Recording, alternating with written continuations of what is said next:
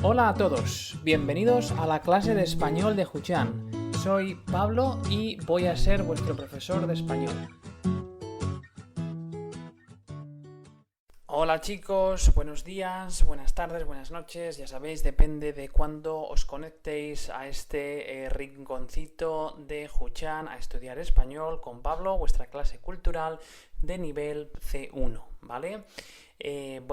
Ya hemos visto mogollón de temas, hemos estudiado prácticamente un poco de todo, desde historia de España, fiestas populares, etimología, cortesía verbal y cortesía no verbal, hemos estudiado un poco de retórica, bueno, hemos estudiado muchísimas cosas, ¿eh? Entonces es muy importante que repaséis. Lo decía al final de la clase anterior, pero os lo recomiendo de nuevo ahora, ¿eh?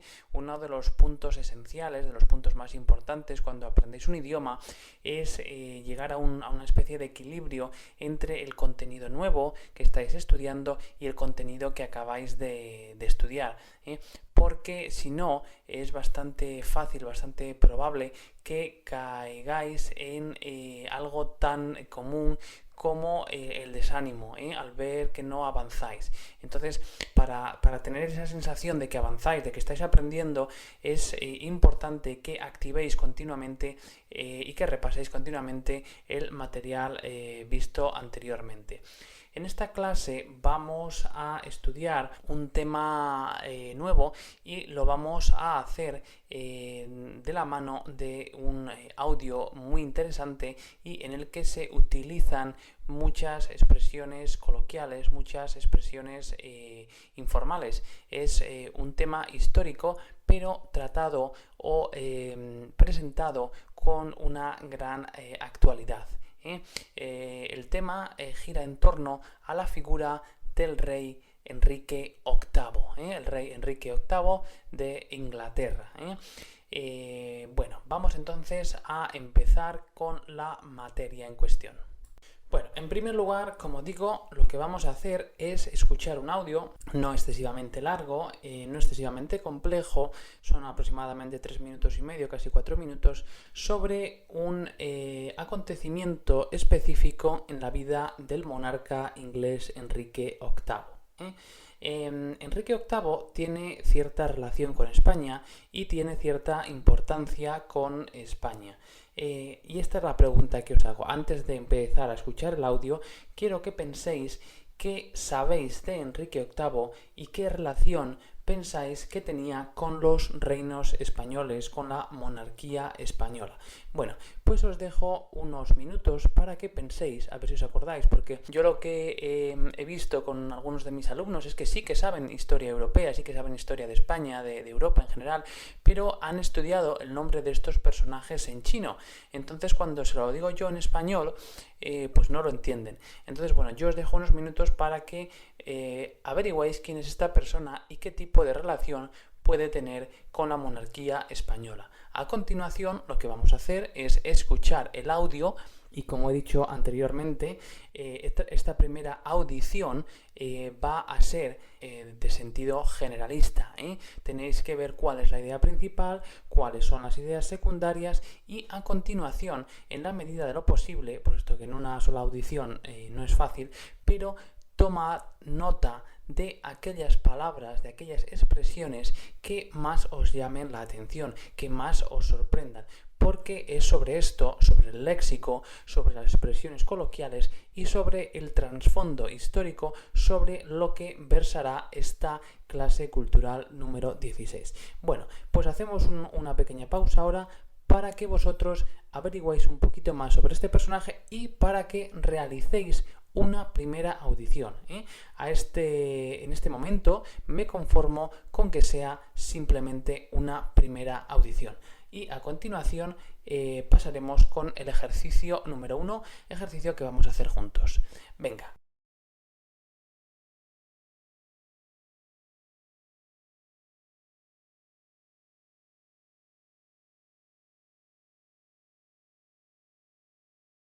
Qué hombre tan cansino con las bodas y los divorcios este Enrique VIII. En un día como hoy, 9 de julio de 1540, consiguió la anulación de su cuarto matrimonio, celebrado con la sosaina de Ana de Cleves solo 6 meses antes.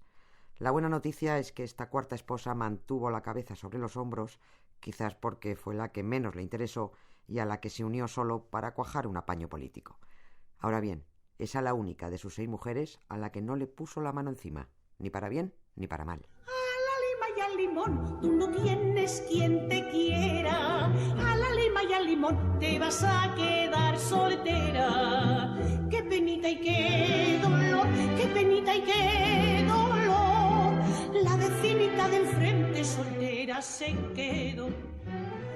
Enrique VIII aceptó casarse con Ana de Cleves por sugerencia de su asesor Thomas Cromwell, porque la muchacha era hermana del líder de los protestantes alemanes e Inglaterra necesitaba alianzas con los luteranos del norte de Europa. Ana era joven, o sea que tampoco suponía un esfuerzo sobrehumano casarse con ella, pero como Enrique no la había visto en su vida, hizo lo que se solía hacer en estos casos: pidió un retrato para hacerse una idea de lo que se iba a encontrar. Se encargó el cuadro al pintor de corte alemán Hans Holbein el Joven, considerado el maestro del retrato del siglo XVI. Vamos, maestro seguro, pero mentiroso de aquí a Lima, porque se pasó con los retoques. Le quitó a Ana de Cleves las marcas de viruela, le afinó la cara, le redujo la envergadura, y tan mona que quedó ella sobre el lienzo. Cuando Enrique VIII vio frente a frente a su futura cuarta esposa, se le cayeron los palos del sombrajo. Era grandota, fea y destartalada. Pero se casó porque necesitaba sellar la alianza con los alemanes, aunque el rey avisó desde el principio que no se acostaría con ella, porque el cuerpo no le iba a responder. Así que, entre que la muchacha no le gustaba al rey y que con ella llegó una dama de compañía muy mona llamada Catalina Howard, al matrimonio de Enrique y Ana, la pareja Coco Guagua, le quedaban 2 telediarios. Y así fue como 6 meses después se divorciaron y Ana de Cleves volvió a quedarse soltera y entera. Pero como el matrimonio había sido un fracaso, el que lo apañó cayó en desgracia, y la cabeza que rodó fue la de Thomas Cromwell, por negociar una boda que salió rana. Y con ironía siempre tararea el mismo estribillo de la rueda, rueda. A la lima y al limón, que ya tengo quien me quiera. A la lima y al limón, que no me quede soltera. Ya mi pena se acabó, ya mi pena se acabó. Que un hombre llamó a mi puerta y le di mi corazón. Y conmigo se casó a la lima y al limón.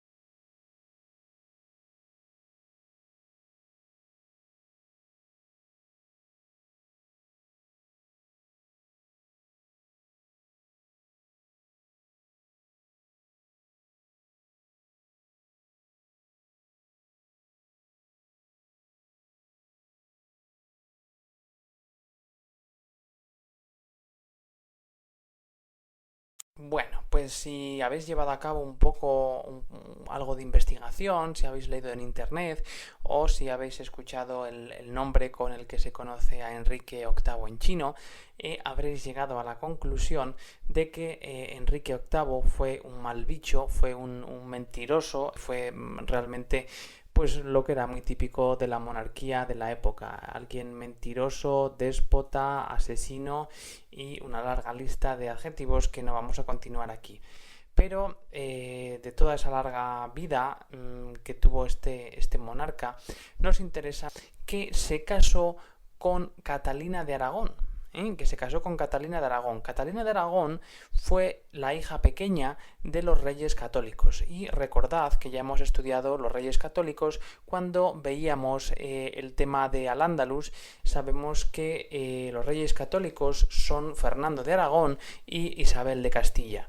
¿Por qué conocemos a estos reyes? Porque son a su vez los padres de otra famosa heredera, que es la infanta, que es Juana, a la que llamamos después Juana la Loca, mujer de Felipe el Hermoso y padre del gran emperador Carlos I o Carlos V, como también se le conoce. ¿De acuerdo? Bueno, pues Catalina de Aragón estuvo casada con el monarca Enrique VIII. Fue un casamiento un poco de rebote, ¿no? Porque antes había estado casado con su hermano mayor Arturo, pero estuvieron casados muy poquito tiempo, no llegó por ahí al medio año, y su hermano mayor, Arturo, muere. Entonces el paso siguiente, el paso lógico, es casar a Enrique con Catalina, y este casamiento se llevó a cabo gracias a la intermediación en aquel momento de Isabel de Castilla, que tenía muy buenas relaciones con el papado y consiguió una especie de permiso especial, una especie de bula especial para que se casasen. El matrimonio pues no fue un matrimonio duradero, porque Enrique tenía la obsesión de tener un hijo varón y no fue posible. Hasta que tuvo a su hijo Eduardo no fue posible. Entonces se las apañó mediante engaños, mediante jugar con la justicia, él era la justicia, para conseguir divorciarse, para conseguir separarse de Catalina y establecer hasta 5 matrimonios posteriores, ¿no? Entonces tuvo una vida bastante agitada, pero tampoco podía acabar con Catalina, porque Catalina era la tía del todopoderoso emperador Carlos, que controlaba los designios de Europa, y el Papa Clemente VII estaba bajo su dominio. Entonces en ese momento tenía un gran poder. Y bueno, una de las hijas, me parece que fue la única hija que sobrevivió, de Enrique VIII de Inglaterra y Catalina de Aragón, todavía pues tiene su tradición, su descendencia en Inglaterra. Bueno, pues vamos a ver, el objetivo de esta clase es centrarnos específicamente en una de esas 6 mujeres, de esas 6 mujeres oficiales con las que estuvo casado este hombre, porque luego tuvo varias amantes. De hecho, ya sabéis, la obsesión de Enrique VIII era tener un hijo que fuese varón. ¿Qué pasa? Que la mayoría de los matrimonios no llegaban a buen puerto. Y hay dos teorías que hablan de las dificultades que tenía Enrique. Primero, se dice que Enrique tenía sífilis. La sífilis es una enfermedad de transmisión sexual que, de no ser tratada correctamente, puede provocar daños congénitos en los hijos y en el propio portador de la enfermedad. Y claro, para tratarla correctamente es necesario antibióticos, que en aquella época no había. Y por otro lado, también tenía un tipo de gen que parece ser que intervenía en que no se lograsen los embarazos. Pero bueno, en esa búsqueda, como digo, del hijo varón, llegamos hasta un matrimonio que era el matrimonio con la protagonista de nuestra audición. Es ese matrimonio.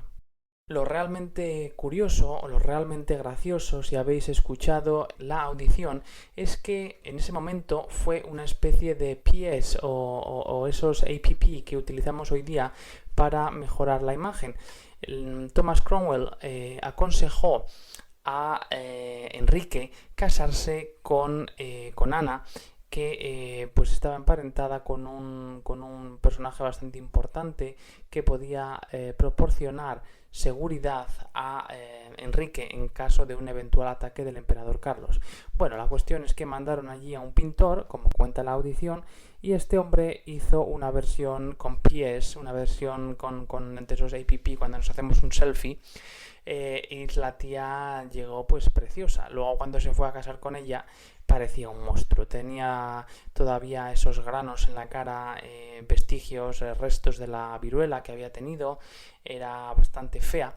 De hecho, Enrique VIII en privado la llamaba la yegua de Flandes, es como el caballo de Flandes, y nunca tuvo relaciones sexuales con ella. De hecho, cuando se produce esa separación, ella afirma honestamente que nunca consumaron el matrimonio. Es un eufemismo para decir que nunca tuvieron sexo. y que lo único que Enrique hacía era darle un besito en la frente antes de acostarse, pero no había más. Bueno, pues vamos ahora a entrar directamente a analizar no tanto el contenido como la forma, la coloquialidad, el vocabulario que giran en torno a este suceso histórico que nos interesa aquí. Bueno, el primer ejercicio es un ejercicio muy sencillito en el que lo que voy a hacer va a ser leer una serie de palabras, un vocabulario que vosotros vais a tener que poner en 4 columnas atendiendo al campo léxico al que pertenezca. Hay 4 campos léxicos: el campo léxico de la religión, el campo léxico de los cargos políticos y el campo léxico de las maniobras políticas, que podría ser uno, y el campo léxico del parentesco. Repito, 4 columnas correspondientes a 4 campos léxicos: religión, cargos políticos, maniobras políticas y parentesco. Bueno, pues ahora os voy a leer una serie de palabras. Yo espero que el 80% de estas palabras las conozcáis, porque son muy frecuentes y muy habituales a este nivel. En primer lugar, anulación. Anulación. Segundo, esposa. Tercero, católicos. Cuarto, apaño político. Quinto, asesor. Sexto, líder. Séptimo, dar descendientes a la corona. Octavo, protestantes. Número 9, luteranos. 10, heredero. 11, sellar una alianza. Sellar una alianza. No sé si es el 11 o el 12. Descendiente. Divorciarse. Negociar una boda. Negociar una boda. Vale, pues te dejo justo un minuto porque es súper fácil para poner estas palabras dentro del campo léxico al que pertenezcan. Nada, un minutito porque es súper fácil. Venga, y luego lo corregimos juntos y pasamos a otro tema.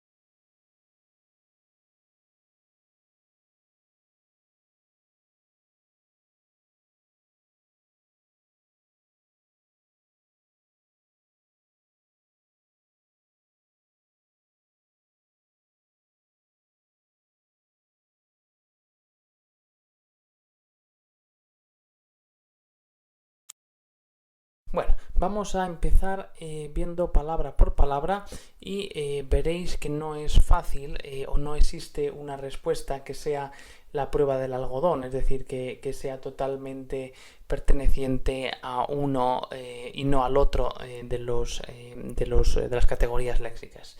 La primera, anulación, puede ser tanto una religión, anulación del matrimonio, como una maniobra política. Anulación podría ser o podría estar en ambos apartados. Esposa es un parentesco, es como mujer. Cónyuge sería otra manera de llamarlo. Católicos es una religión, ¿no? En este caso no habría mayor discrepancia. Apaño político es una maniobra política, ¿no? Para poner un cargo. Asesor es un cargo político. Líder es un cargo político. Dar descendientes a la corona se puede considerar una maniobra política. Protestantes, luteranos son ambas categorías para miembros de una rama de la religión cristiana, ¿no? Heredero es un parentesco. Sellar una alianza es una maniobra política.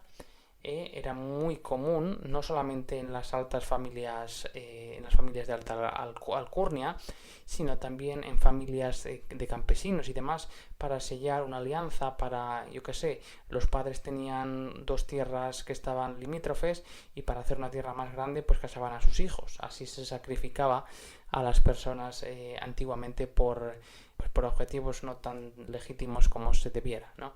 Descendiente es un parentesco. Divorciarse puede ser una maniobra política o un proceso de la religión, aunque hay que tener en cuenta que la religión católica no considera el divorcio. Y negociar una boda sería claramente una maniobra política. Bueno, pues es un ejercicio que nos da un poco una visión para estructurar el vocabulario en campos léxicos. Vamos ahora a pasar a la segunda parte, centrarnos un poco en la gramática derivativa de los adjetivos. Bueno, en este segundo ejercicio vamos a echar un vistazo al tema de los adjetivos. Los adjetivos, recordemos, son un tipo de palabras variables que nos indica la cualidad de una cosa. En castellano existe un proceso morfológico mediante el cual se añaden sufijos que nos permiten proporcionar o añadir un matiz subjetivo. Esto es lo que se denominan los elementos apreciativos del adjetivo y podríamos hablar de tres categorías: aumentativos, diminutivos y despectivos. Por ejemplo, en aumentativos tendríamos grande, grandota, dulce, dulcísima, y así sucesivamente. Diminutivos, pequeño, pequeñito, despectivos, pequeñaja, este tipo de palabras, ¿no?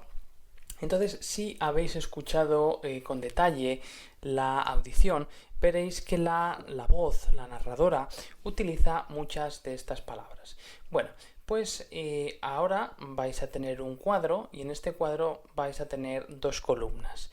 En la primera columna no tendréis nada, pondrá adjetivo principal y estará en blanco. Y a continuación tendréis un adjetivo derivado que son los adjetivos grandota, feucha, altísima y bajita. Lo que tenéis que hacer de aquí es pues obtener el adjetivo principal básico. De nuevo, esta es una tarea muy fácil que yo espero que os lleve simplemente 30 segundos. Entonces venga, echad un vistacito rápido a esto y a continuación lo vemos todos juntos.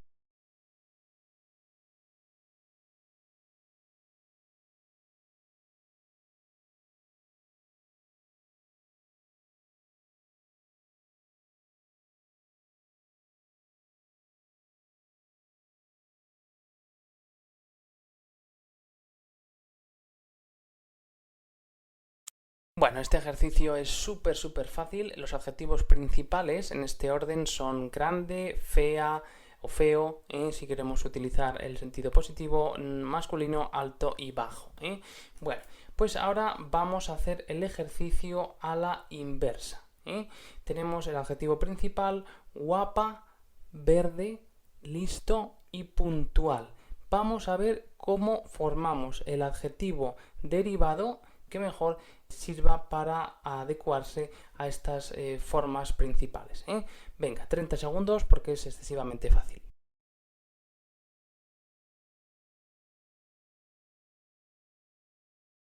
Bueno, para el primero de los adjetivos, para guapa, podemos decir guapita, guapetona, que serían unos derivativos positivos en general, aunque también se puede utilizar con sentido negativo. Si puedo decir, esa tipa no es guapita de cara, pero luego es bastante torpe, o no, que queremos decir simplemente que tiene un rostro atractivo, pero que no es realmente la mejor candidata para yo que sé, para algo, ¿no? Guapita, guapetona. En el caso de verde podríamos utilizar verdecito, podríamos llegar incluso a acuñar el término verdón, pero lo más lógico es verdecito. En el caso de listo es más difícil de formar, porque el derivativo utilizaríamos listillo, listillo, ¿no? Pues listito no quedaría bien, porque tendríamos un principio de cacofonía que no sería aceptable. Listillo. Y en el caso de listillo, la connotación que damos a la palabra es generalmente negativa. Eres un listillo. Es como alguien que lo sabe todo, que siempre dice saberlo todo, mejor dicho, ¿no? En la última palabra podríamos utilizar puntualito, puntualísimo. No es una de las palabras que más haya escuchado yo derivados con estos adjetivos de grado diminutivo, de grado apreciativo, pero se podría hacer. Bueno, pues hemos visto que hemos escuchado, mejor dicho, que en la audición se utilizan bastantes de estos adjetivos, añadiendo un matiz apreciativo. También el siguiente ejercicio se centrará en analizar una serie de expresiones propias del registro coloquial que han aparecido en la audición. Entonces, ahora voy a leer 5 expresiones y voy a pediros que me expliquéis lo que significa.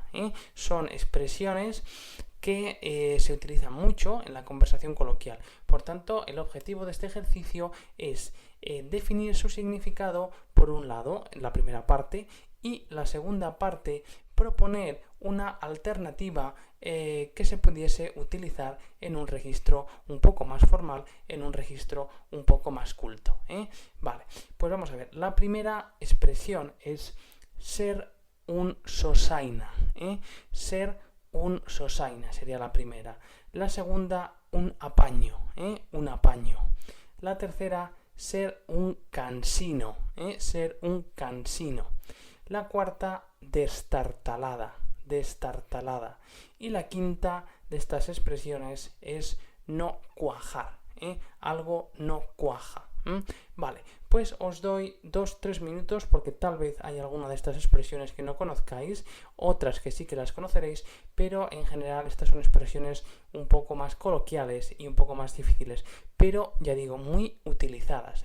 Habéis visto como la narradora de la anécdota de Enrique VIII las ha introducido en un tema aparentemente culto, con un alto grado de coloquialidad, y las ha utilizado de manera muy apropiada. Entonces, venga, vayamos a buscar el significado de estas palabras y una equivalencia un poco más culta. Venga, 2-3 minutos y a continuación lo corregimos juntos.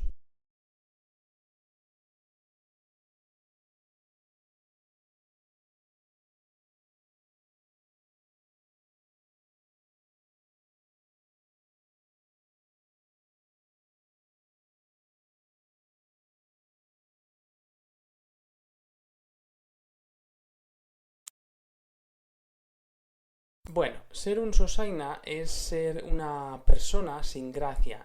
Por ejemplo, si dices Pedro es un sosaina, Pedro es una persona que no tiene gracia, es una persona sosa. Esta es esta palabra es un ejemplo de ese sistema de derivación apreciativa que habíamos visto anteriormente, puesto que el adjetivo base que utilizamos es la palabra soso, sosa, ser un sosaina. Y sosaina se utiliza tanto para el masculino como para el femenino. Otra palabra, o la segunda palabra de gran vigencia hoy día es la palabra apaño.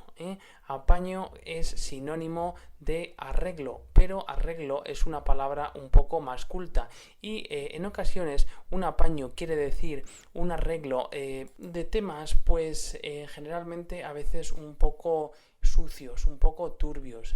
Por ejemplo, hicimos un apaño allí en la universidad y al final le dimos el trabajo a esta persona. Es como una especie de tongo, un procedimiento irregular, amañado, mafioso. Vale.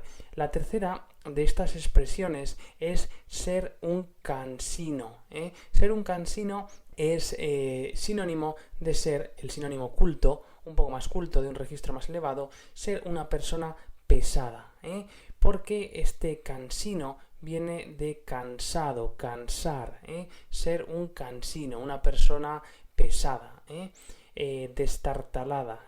Destartalada quiere decir, digo en este contexto, si lo empleamos para referirnos a una persona como una persona torpe, desgarbada, desgarbada. Destartalada también quiere decir algo que no está conservado de acuerdo a unos estándares, quiere decir que está mal conservado, que está, diríamos, mal presentado o que tiene mala calidad, de acuerdo visualmente hablando. Bueno, la última de estas expresiones que vamos a ver es no cuajar, cuando algo no cuaja. El verbo cuajar hace referencia a ese proceso de solidificación que se utiliza porque es un verbo utilizado en sentido metafórico y el plano literal, diríamos, el plano diríamos más accesible cognitivamente es el de la cocina, cuando tú estás haciendo, por ejemplo, algún tipo de queso, algún tipo de yogur o demás, tienes que esperar a que se produzca el proceso de cuajar, es decir, de solidificación y demás. Y entonces diríamos que ya se ha logrado el alimento que se quería hacer, ¿no? Pues esto es lo mismo que estamos haciendo aquí. En una relación, cuando dos personas no cuajan, quiere decir que no llegan a buen puerto, quiere decir que no resulta exitoso la unión de estas personas, no llegaron a cuajar, es decir, no llegaron a formar una relación sólida, una relación estable. Bueno, en el siguiente ejercicio vamos a analizar cuatro expresiones, cuatro frases hechas altamente convencionalizadas, altamente coloquiales y muy útiles, muy frecuentes en la comunicación, en la conversación en español y que aparecen en la audición, obviamente. Quiero que intentes explicar con tus propias palabras, ayudándote en un diccionario si es necesario, las siguientes cuatro expresiones que voy a leer a continuación. Número 1. No le puso la mano encima. Repito, no le puso la mano encima. Número 2. Se le cayeron los palos del sombrajo. Se le cayeron los palos del sombrajo. Número 3. De aquí a Lima. Número 4. Le quedaban 2 telediarios. Le quedaban 2 telediarios. Bueno, pues venga, 2 minutitos y a continuación las corregimos, las vemos todos juntos.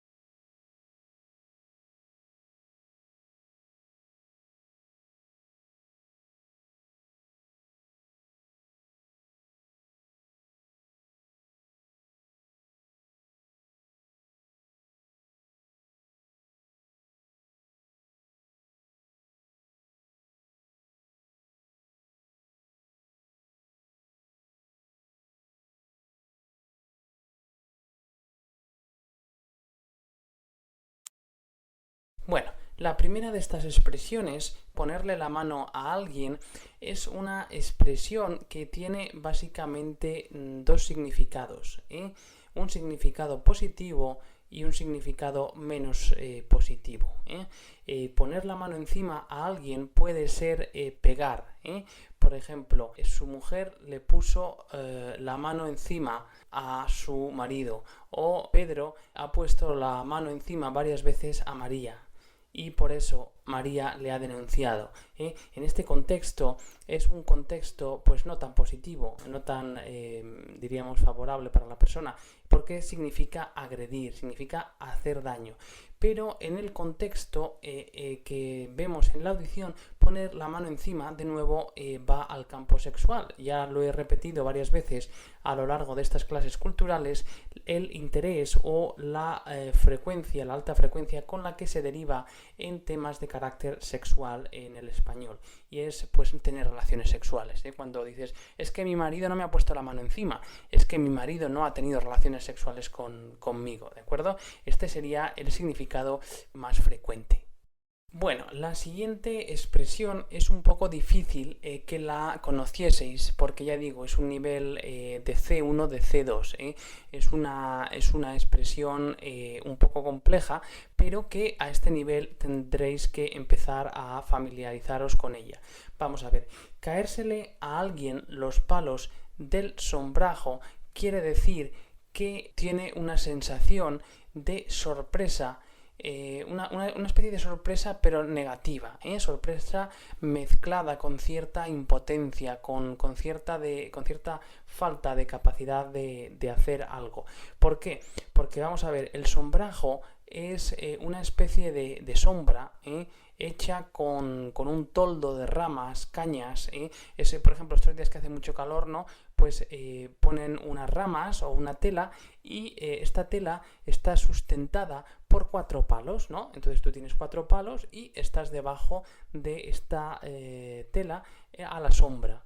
¿Qué pasa? Que si se caen los palos del sombrajo se va a tomar por culo, hablando claramente y en plata, se destruye la sombra. Entonces esto es lo que pasa, es una imagen metafórica.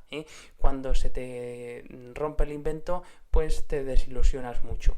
Hay que decir que esta expresión es específicamente española y específicamente, sobre todo, de la zona del sureste, bueno, de todo el sur vamos a decir, pero particularmente del sureste español. ¿De acuerdo? Expresión, caérsele a alguien los palos del sombrajo. Bueno, esta expresión de aquí a Lima o de aquí a China, que se utiliza más en Hispanoamérica, porque en Hispanoamérica obviamente la distancia con Lima no es tan lejos, pero desde España sí. Entonces podemos encontrar la variante de aquí a Lima o de aquí a China. Se utilizan para decir que existe una gran distancia. Por ejemplo, podemos decir algo así como que de mi nuevo Mercedes-Benz a tu BMW va como de aquí a Lima, hay una gran distancia. Y mi nuevo Mercedes-Benz es considerablemente mejor, tiene mejores características, hay una gran distancia, está como a años luz. Es otra expresión que utilizamos de manera sinónima a esta de como de aquí a Lima. Vale, y la última, le quedaban 2 telediarios. El telediario, ya sabéis que es el noticiario, las noticias que dan en la televisión pública española, que se llama el telediario, ¿no? Entonces, que darle a alguien 2 telediarios quiere decir que a alguien le queda poco tiempo. Generalmente se utiliza esta expresión cuando queremos decir que alguien tiene una edad avanzada o que se encuentra en un estado de salud no muy bueno y que no está muy lejos el momento de su muerte. Entonces decimos que le quedan 2 telediarios. Bueno, pues llegamos hasta aquí ya con esta actividad en la que hemos visto una serie de notas en torno a la vida, o mejor dicho, a este suceso particular de la vida de Enrique VIII y de su mujer, o casi mujer, la señorita Ana, la señorita Ana de Cleves.